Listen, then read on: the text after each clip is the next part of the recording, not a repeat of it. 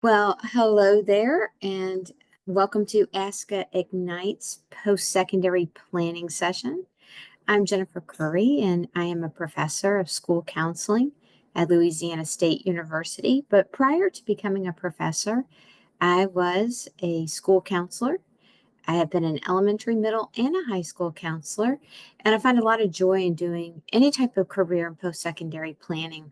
And this session is really about that across the K-12 spectrum.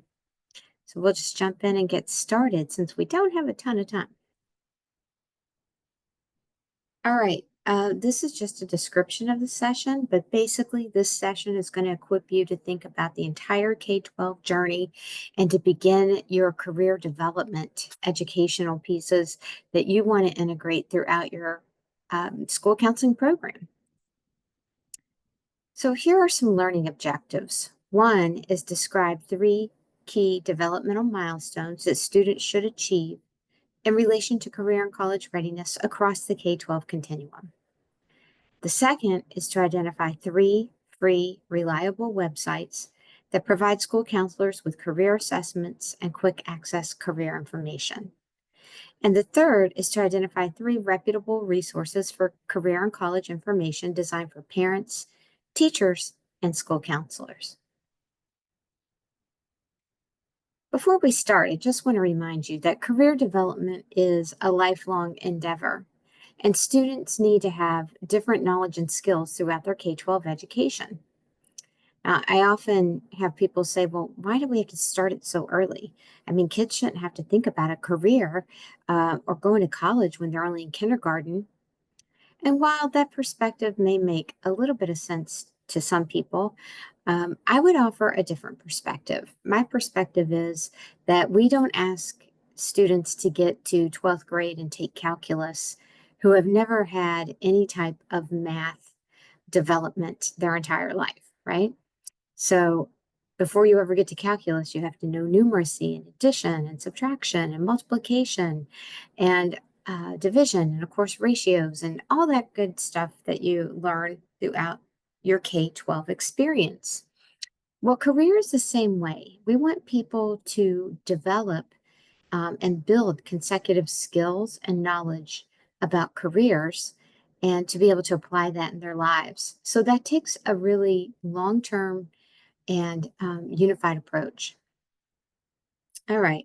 So some skills that your students will need are the ability to understand themselves and their personal interests, values, and aptitudes, knowledge of careers and how they relate to each other. So what are some careers of interest and how does the career that I'm interested in relate to other careers? What are some similar careers? We want them to develop skills to research careers, including technical skills, and to understand career and post-secondary pathways. We want them to learn how to research post-secondary options and to develop financial literacy. And so we want them also to be able to review job advertisements, to be able to write resumes, and to write cover letters.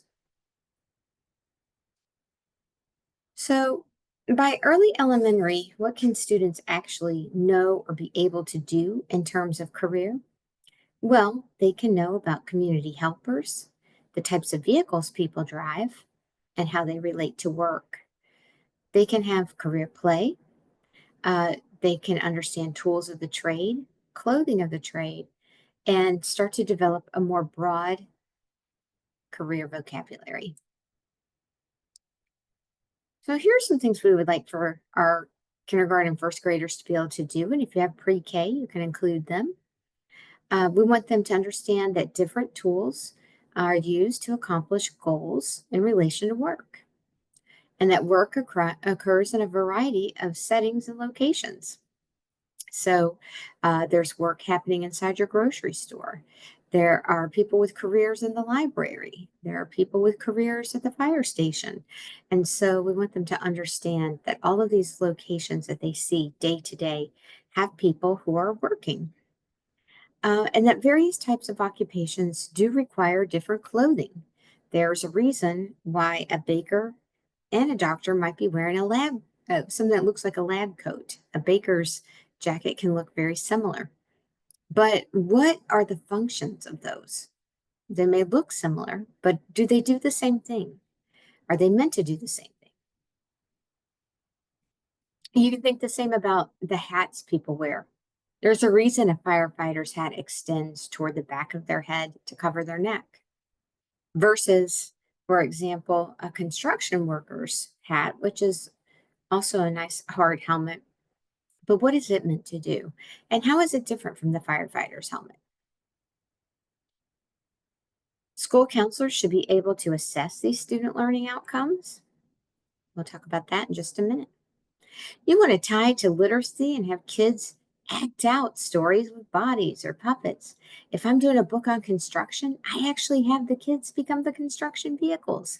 We act out what a dump truck will do, or an excavator and how the arm on an excavator moves. So we'll actually be acting out what is a crane? How does a crane truck work? Right? So we want to actually be able to think about that. We want to consistently tie to curriculum what careers are so that when a teacher is teaching a unit, for example, on health or science, that they can also integrate careers. And we want to make careers fun. For example, if we're learning about first responders, firefighters, EMTs, police officers, we might want to sculpt some tools with Play-Doh or pipe cleaners that a person in those careers could use. So, for example, if we've been talking about careers with kindergartners or first graders, I might give every kid a can of Play-Doh and give them these three pictures and say, um, sculpt or draw one tool that a construction worker, a baker, or a doctor might use. And I find that kids can be very, very creative with this. And then I usually have the students do a gallery walkthrough so that they can see what other people have created. And that can be very interesting for them. They want to see what other students created, what tools they came up with, and which careers they match. One thing that they'll start to recognize is that sometimes the tools used by a baker or a doctor or construction worker can seem similar, right? And so if they seem similar, why is that? What's the function of it? What's it doing? And why does it seem similar to somebody else's? I'll give you an example. A doctor uses a thermometer, but bakers and chefs also use food thermometers. What's the point? What's the difference between the types of thermometers they might use? Teachers can create a career center in their classroom for free time. And if possible, have a weekly or monthly activity that matches class content with careers. So, for example, if you're learning about basic first aid in, in your first grade class or kindergarten class, and we're learning about antiseptic cream and how to use that and when to use band aids or a bandage, then we can also, we're talking about washing hands and all that good stuff. We can also have students have a career center that matches something like, are you interested in being an EMT, an emergency medical technician? And showing pictures of what they do, and then having students create their own first aid kits, supplies. All right, so you get a sense here of what kind of activity we're talking about. And here, of course, too, you can also talk about the tools. You see a tongue depressor in here and cotton swabs and Band-Aids. But what is a tongue depressor for? And when might somebody need Q-tips if they're working, for example, in an ambulance? Exposure and access matter with young children. So we want to make sure that we are giving them plenty of exposure and access, even outside of school. Some resources for parents include Touch a Truck. Look for a Touch a Truck in your local area. If you don't know what Touch a Truck is, let me tell you, it's amazing. People in the community who work on trucks or vehicles. These can be anything from helicopters to ambulances to street sweepers to line workers. will come with their vehicles, and kids can climb up in the vehicles and ask questions from the people who work with those vehicles. It's wonderful. It's very hands-on, great access for students. Lowe's and Home Depot have building workshops. These are great for kids to get experiences building. So it connects both to art and to construction. There's some really great workshops. They're free. And with Lowe's program, once you've gone to 6 workshops, you are considered a junior builder. You get badges for every workshop. And it's senior builder, which is 12 classes, I believe. The student gets a tool bag with tools in it. So I think that's pretty cool. Look for your local library. Local library systems often have after-school programs related to art and STEM. So some robotics programs where they can learn a bit about Legos and building, engineering.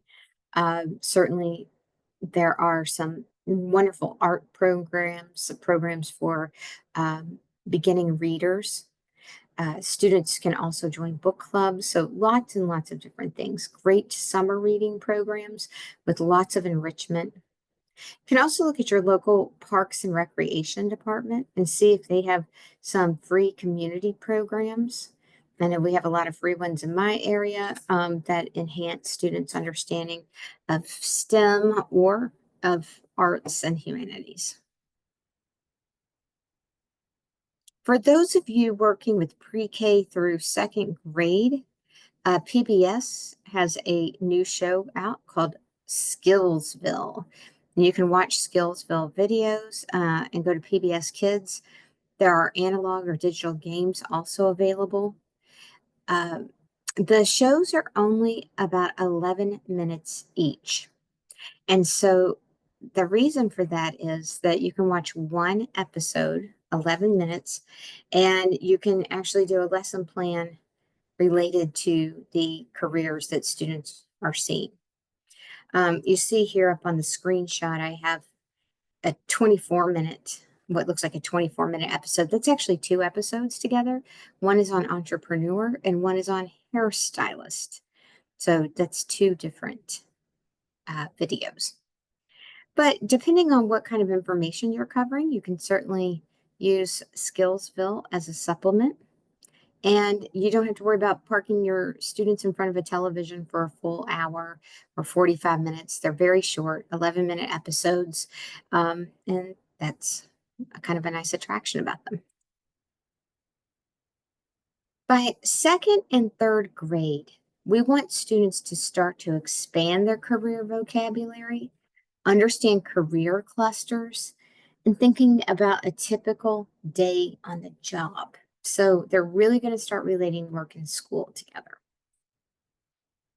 So a lot of hands-on activities are great for this age. We want to introduce career clusters. And you may say, career clusters? In 2nd or 3rd grade, Jen, are you sure? Well, yes. I always say that students are able to do what's called seriation. Piaget came up with this term, and you may remember Jean Piaget if you were a person who did an educational degree or have an educational background. But Jean Piaget said that by the time kids are reaching their concrete operational thinking, they can understand categories of items and they can categorize items. So, for example, if we gave students a bunch of plastic animals, they could sort them by jungle animals, desert animals, farm animals, ocean animals. And that is because they have this seriation or this ability to categorize. So they can see the similarities and the differences between animals when they're making these categories. All right, we want to develop career and college language with students. We can start with things like storytelling and role playing and help build that career and college vocabulary. We also want to build interpersonal and employability skills, such as collaborative groups, team building, and conflict resolution. So you may be thinking, well, how am I going to teach a career cluster to such little people? Quite easily, actually. You can do all kinds of things, but I'm going to give you a couple examples here. So I like to give kids a puzzle to cut apart, but before they cut it apart, I give them a career cluster and a list of careers within the cluster. They make their puzzle. They can use words and pictures, and then they cut their puzzles apart. And they mix them up with maybe one or two other students' puzzles. And then I have them switch with another group, and I have that group see if they can put the puzzles together. So if you have 3 or 4 kids at a table or sitting together in a grouping, you can give each one a different career cluster, have them write in the names of different jobs or job titles within that career cluster, have them cut apart their puzzle, and then have them mix it with the other people in their group and then switch with another group so that the groups can put together each other's puzzles. All right. We want to show students careers and clusters and have them try to identify the careers in the cluster. So here is a picture that probably seems, oops, sorry about that, pretty straightforward to you all.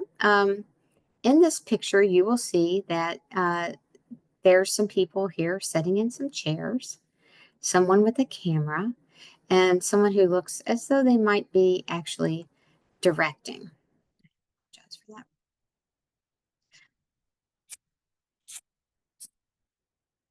So as you're looking at it, what you can see here is that we're going to give the students 3 career clusters to look at. And I might say something like, which career cluster do you think this is in? Is it from this picture? Is it arts, audio, video, technology and communication? Is this the career cluster finance, or is it manufacturing? Now, for us, this may seem pretty obvious that it's arts, AV, tech, and communication. But for younger students in 2nd grade, they may have to think about this. All right. Then I'm going to ask them to name all the careers they see. They may see actor, they may see broadcaster, director, they may see tech person here, film production. They may see this light and say, well, there's probably a lighting tech somewhere there. So you can probably see a lot of different careers. As we transition into 4th and 5th grade, we want to really start thinking more about that post-secondary life, career pathways, and teaching students to use technology to explore careers. So in 4th and 5th grade, I love to have students kind of think about really understanding these career clusters, but also how to explore a career of their own. So what I like to do is either start with an activity like a trading card activity or something like that. And then I like to teach kids how to look up a career. So I'm going to show you right now a way to do that. Stop sharing that screen for just a second. And I'm going to share now another screen with you.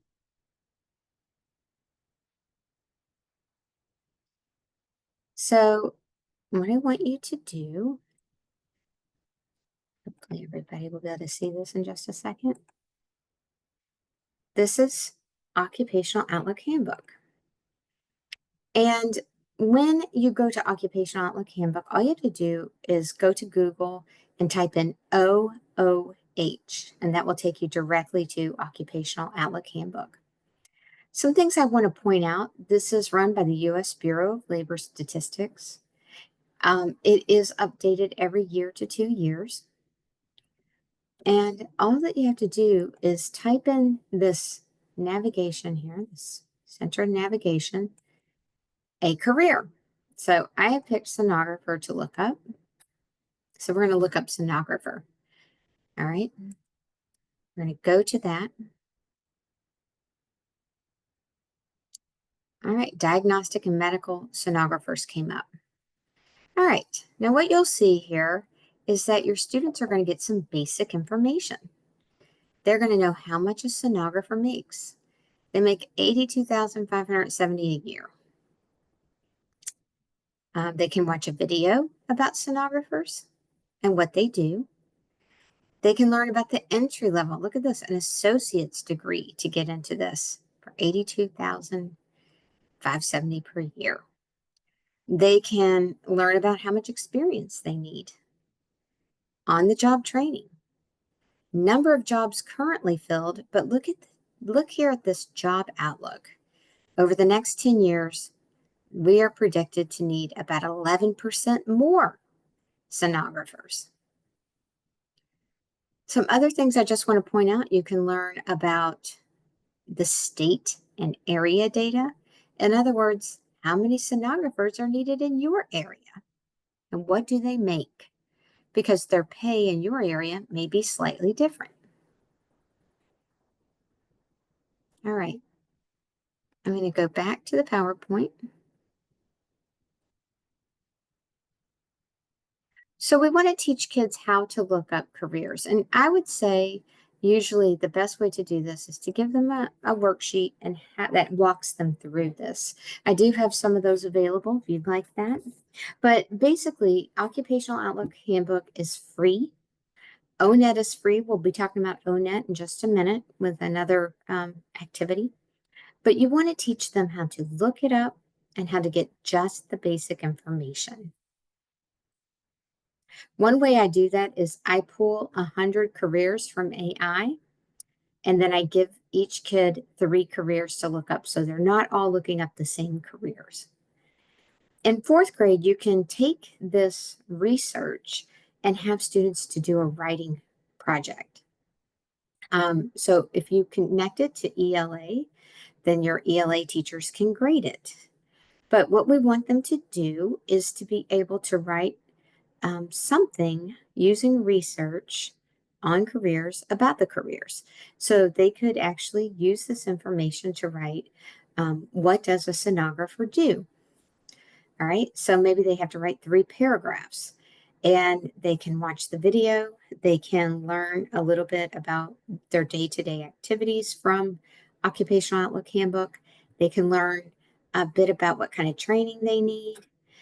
So maybe you start with some idea like what is a sonographer and what do they do as your theme for the writing project and working with that ELA teacher.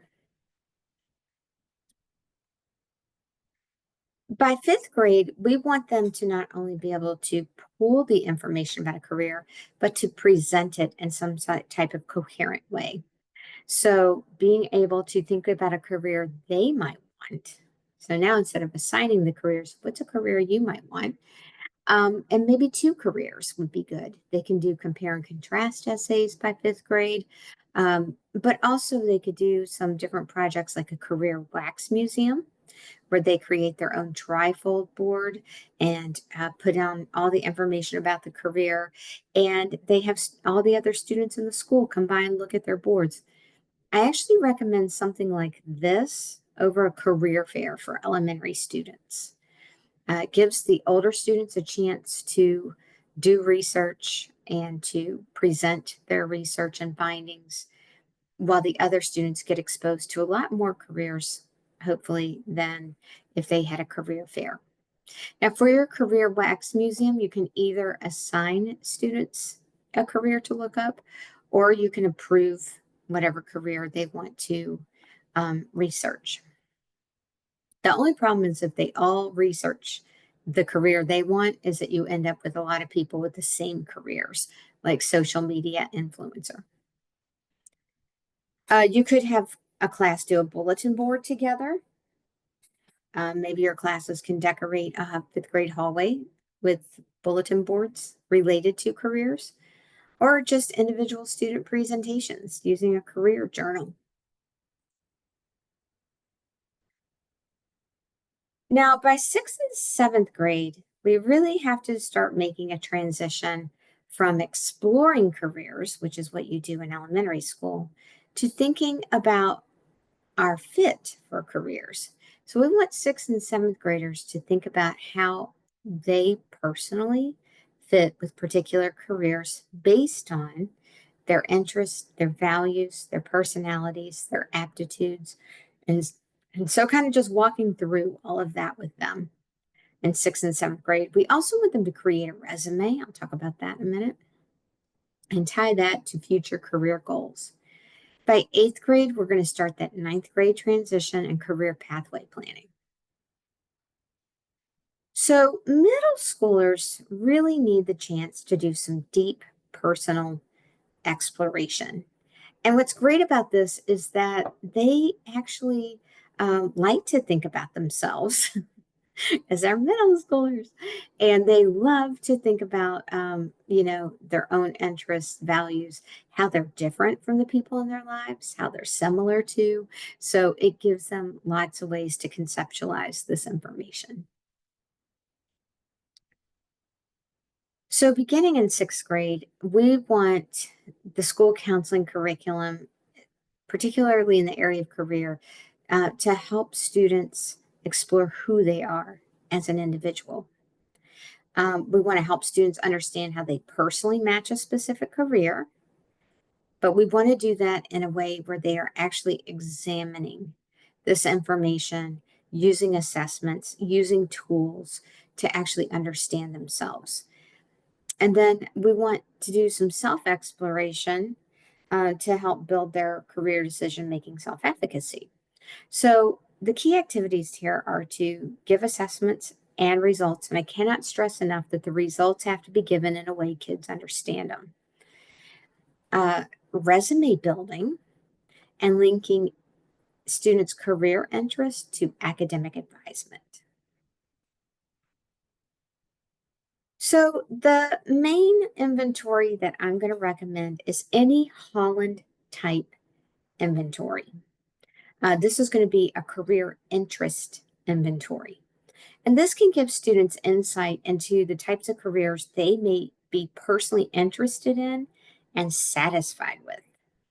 For those of you who don't remember John Holland, he had a theory of vocational types. It's one of the most researched theories in all of career counseling.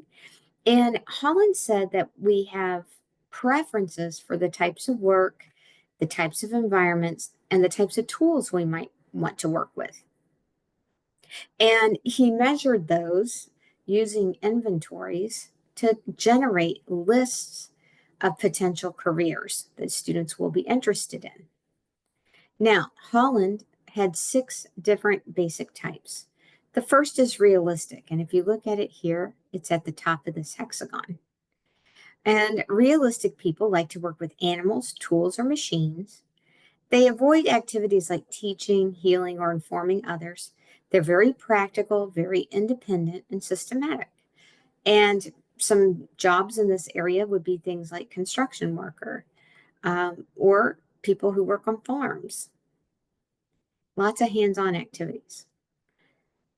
Investigative, you see them here in the yellow triangle, are people who like to study and solve math or science problems. They avoid leading, selling, or persuading people. They're very analytical and inquisitive. All right, and so research jobs, a lot of people in the health sciences fall in this category, or they'll fall in social. But for example, a medical technologist would fall here with this investigative. A medical doctor would probably fall here. All right, artistic. This doesn't mean that the person is artistic. It means that it's their interest to work in artistic environments. They like creative things. They like art, drama, crafts, dance, music, creative writing. So they're innovative, they're intuitive, and they're expressive people. They're always going to look for a creative solution. A lot of school counselors have an A somewhere in their Holland type. Social. Most counselors are going to fall in this category. This is going to be their main Holland type. These are people who like to do things to help others, like teaching, nursing, counseling. They are giving first aid, providing information. They tend to not like working with animals, tools, or machines as much. However, I will say we do have people who like to do things like animal-assisted therapies. And so if you were to see that, you would know they were probably high on their social and high on their realistic scores. Enterprising people are extroverted, persuasive, assertive, and they like to lead and persuade people. And you might get folks in this category who are great with sales. Attorneys would fall in this, lawyers, attorneys would fall in this category. People who run companies, CFOs, CEOs, people who like the big picture, but also like leading others. And then you have the conventional. Conventional people like to work with numbers, records, or machines in very orderly ways. They like a lot of order to things. And so you might see here accountants, actuaries, people who really like those spreadsheets. Now, your Holland type will have 3 letters. These are going to be your highest scoring letters. So for example, I'm an ISR, which means my highest score is investigative. My next highest score is social, and then realistic. That should make sense to people if you think about it. I'm a counselor educator, so I do like to investigate issues and problems and write and research. But the problems I like to investigate are particularly social problems. I'll give you an example. I like to research under-recognized groups in STEM careers and what we can do to promote more women and marginalized groups in STEM. All right, so there's a free Holland inventory at mynextmove.org. This is on ONET. And when you go, you'll be able to write down your RIASEC score after you take this Holland type inventory. I'm going to walk you through it in just a minute. So you see here is my Holland type. It's 3 letters, ISR, and they were my 3 highest scores. So here were my scores, and here is my Holland type. All right, so I'm going to pause here and show you that ONET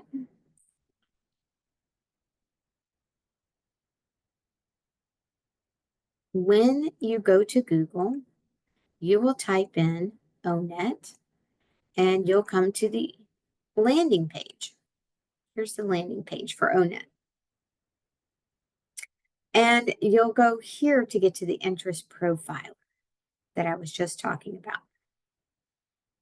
Now, there are other resources here I just want to make you aware of. You can find career clusters here. You can also find information for veterans. If tú hablas español, or if you have students who speak Spanish, then you may want to check out some information here. The ONET Resource Center is listed here. Occupation taxonomies, things like that, if you're interested. And you can actually browse ONET by work activities, work context, different things. But on ONET, let's imagine, so a career that comes up for me a lot is psychiatrist. Again, I'm an ISR. So this career comes up for me, as does advanced practice psychiatric nurses. If I were to click on psychiatrist, I'm going to get a lot of information. So I'm going to get a sample of reported job titles. I'm going to be told what they do. I'm going to be given work tasks. Here you can see there's 5 of 13 listed, but I can also click on this and it will expand to show me all 13 tasks. It will let me know what skills I need. All right, every type of skill that I might need here. This is going to be important because your middle schoolers need to start building skills. For example, Microsoft Excel, Microsoft Office software, Microsoft Word. Work activities. What does a psychiatrist do? Now, Job Zone will tell you how much preparation they need. It's going to be a PhD or an MD, and what types of experience. And then you can select your state and find out where some local training is, what type of skills or knowledge they need. And as you scroll even further down, you can go by state to find out how much they make. Now, annually, they make $239,200. That is the median wage in terms of the entire US. But if you wanted to look, you could look by your state, or you could put in a zip code. And you'll see that this career is growing by 6 to 8%, so faster than average. Here's some related occupations. Neuropsychologist, neurologist, these also come up for me usually in my Holland type. And there's that advanced practice psychiatric nurse. And then they'll give you some different associations that psychiatrists might choose to be a part of. So it's a wealth of information.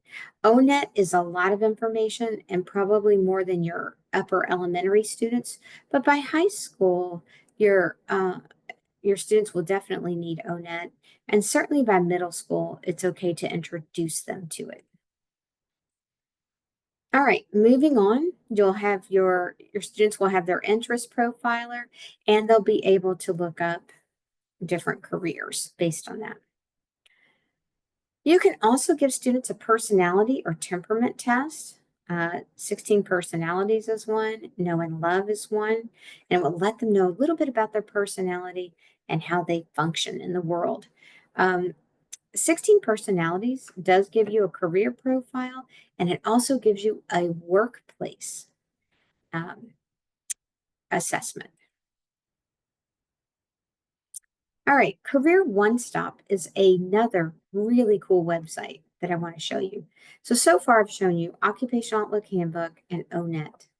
Career One Stop is also ran by the government, and I want to take a moment to show you that website.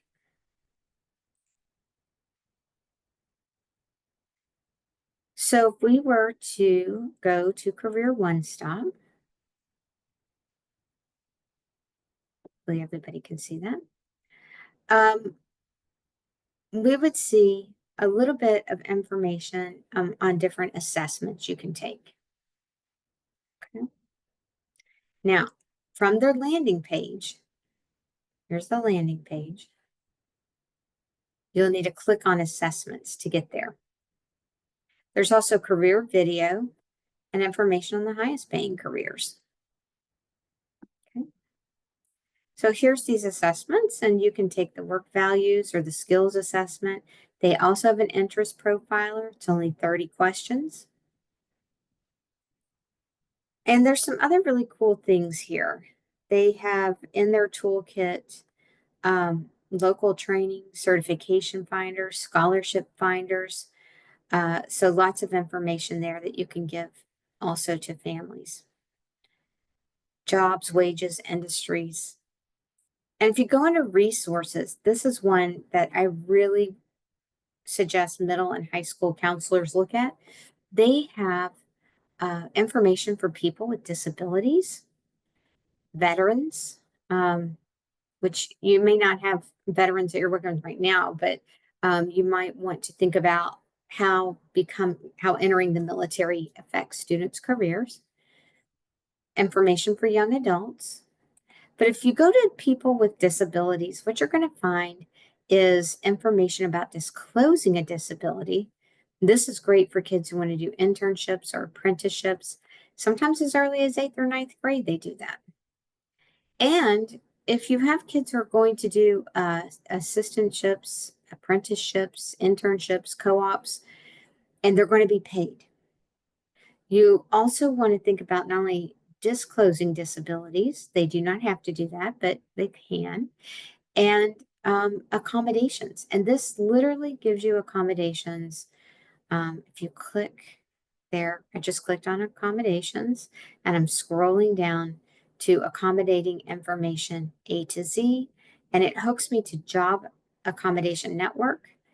And literally, you can look up all kinds of disabilities and find different accommodations for the workplace. Here's autism spectrum disorder, and we can see some ways that a person might be affected and look up accommodations for those. Here's accommodations for the workplace.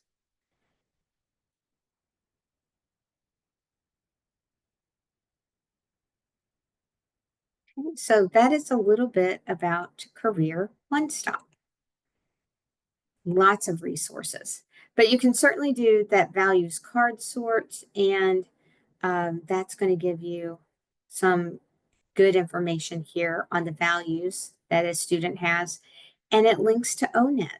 So once they have their list of values, they can look up the careers that match it. I also recommend by middle school that we do some more academic planning. So thinking about some assessments like what kind of student are you? What's your learning style? And are you using specific study techniques or test taking strategies that match your learning style? Now, one thing I want you to think about is what if a student's assessment results don't match what they say they want to do in a career? Here we have a case study with an eighth grader named Kennedy, and she's taken a Holland type assessment, and it reveals that she's ASE, artistic, social, and enterprising. Before giving the results of the type indicator, her school counselor asks what career she's most interested in. Kennedy says doctor. Kennedy has taken honors classes and is an AB student. She's very positive and popular and well liked. But on initial review, her Holland type does not match her stated career interest. How would you proceed as a counselor? Should Kennedy still pursue a career path as a doctor? Why or why not? And what are some extracurricular activities that may help Kennedy gain extra exposure? All right, so this is how you want to start thinking about using assessments in eighth grade advisement. What I would say to this is that there are lots of different types of doctors. We don't want to be a dream squasher and tell her she can't be a doctor. She's certainly on a good track. She's an AB student. I would want to ask her what attracts her to being a doctor, what type of doctor she thinks she might want to be. And then I would give her her results, but I would also be cautious about telling her that the results are going to predict anything because they're not. They're just meant to say what other careers she might be interested in. Now, if she insists she wants to be a doctor, remember there's lots of doctors, for example, in aesthetic medicine, in dermatology, um, people who do any type of plastic surgery, that this particular strong A type might be attracted to. So we don't want to say that this is not a career path for her. We just want to find out more about her interests and try to gather some more data points to help her make a decision. Extracurricular activities might be seeing if she can job shadow in a clinic. All right, high school career development. By the time students get to ninth grade, we want that deeper career exploration and move toward a career commitment. Now, a lot of people say, but ninth grade, that's so young. It doesn't mean that they're going to forever have this career. It just means that we can start the planning, the post-secondary planning process based on a commitment that they have at that time. Now, one thing we know is that careers are going to change. The training people need for any particular career is going to change. And we need to make sure that our students have that mindset. Getting in a career pathway now does not set you for life. And that's more and more true now than ever. By 10th grade, we want to do a lot of that post-secondary exploration and maybe even start doing some early workforce experiences. So I did show you how to find the disabilities information. We want students to start to have jobs if possible and to start to look at internships, apprenticeships, co-ops, any type of an assistant experience. By 11th grade, college visits, essay writing, college application, looking at industry-based credentials if they are on the career and technical track, and of course, financial literacy. And by 12th grade, we want to see that post-secondary commitment. So a couple of reminders here. 9th grade, not every fish is ready for the big pond. So whether they're a big fish or a little fish. And part of what works against 9th graders is that they're not only in a huge transition process socially and emotionally, but they also have the personal fable working against them a lot of times. You may see it right here, personal fable. And what the personal fable is a term that Elkin coined, but it has been researched and it is a true phenomenon where young people believe that something bad can happen. For example, if you text and drive, you can have a wreck, but they don't think it will happen to them. And how that comes about in career planning is that you may have a student who says, oh, I'm going to be a professional athlete. Now, you could give them all of the statistics in the world about professional athletes, who makes it, who doesn't. 1% out of high school is going to make it to college. 1% out of college is going to make it to the pros. Even if you make it to the pros, you may not make much money, on and on and on. But if you were to give them that information, is it helpful? It will not undo the personal fable. This is actually a cognitive developmental issue. And so students have to outgrow it. Doesn't mean you shouldn't give them good information, but dream squashing does not help. Telling somebody you won't be an internet sensation, you won't be a professional athlete is not enough to change the way they feel. So, what can we do? I like to ask students, tell me what it is that you are interested in terms of being a professional athlete. What do you like about playing sports? And then give them information about related careers. So I might say, wow, well, there's a lot in professional athletics you might be interested in.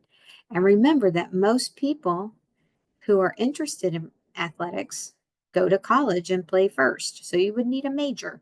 So let's think about all the things related that you might want to major in. And we might find that the student's really interested in leadership, something like sport administration or finance. So maybe they want to be a person who contracts professional athletes. So just thinking about stuff like that. By 10th and 11th grade, we want students to understand the 5 rules of the college and career game. And the first rule is that education level matters. And generally, the more education, the more payoff you're going to get in terms of college. So a bachelor's degree earner is more likely to make a greater amount of money than somebody with an associate's degree. But rule number 2 is that education level matters. However, program of study and majors matter even more. So I just showed you a few minutes ago, sonographer at 82,000. Well, you could certainly get an associate's in sonography, which is a growing field with a lot of need, and make more money than someone who has a bachelor's or a master's degree in a field that is not as high demand. Rule number 3 is that although field of study is important, it does not control one's financial destiny. And there's a great variation within majors. So there are some personal factors that matter. You can have an education degree and make hundreds of thousands of dollars a year running an agency of some type. Rule number 4 is that less education can be worth more, especially in the health sciences and in the technology industries. For example, cybersecurity makes well over 100,000 starting out, and that's with a bachelor's degree. Rule number 5 is that humanities and liberal arts majors never catch up with the highest earning majors over their life. And that one is probably not as surprising, but a lot of our students don't know it. That means if you want to major in psychology, that is fine. However, just know you are likely not to ever make as much money as somebody else who majors in, for example, a STEM career. We want our students to understand top factors in college admissions, and these are getting a little bit grayer and grayer all the time. So, grades in college preparatory classes do seem to matter. Strength of the high school curriculum in terms of rigor seems to matter. Standardized admission test scores. A lot of colleges cut those during the pandemic, but they're back. ACTs, SATs. So a lot of universities still looking at that. And then the overall high school GPA. Now, not as important, but still included essays, letters of recommendation, and extracurricular activities. But what about the predatory nature of some universities? Well, some universities will give scholarships to students that are not real scholarships. For example, I have the tennis picture here. I had a pro bono client who basically wanted to play tennis in college, even though she was not a very good tennis player. And there was a private college that gave her a $5,000 scholarship to play tennis, but the college cost $25,000 a year. So instead of paying $100,000 for a bachelor's degree, she ended up paying $80,000 because she had that $5,000 scholarship to play tennis. Now, this was a very small liberal arts college that she went to. Had she stayed in state,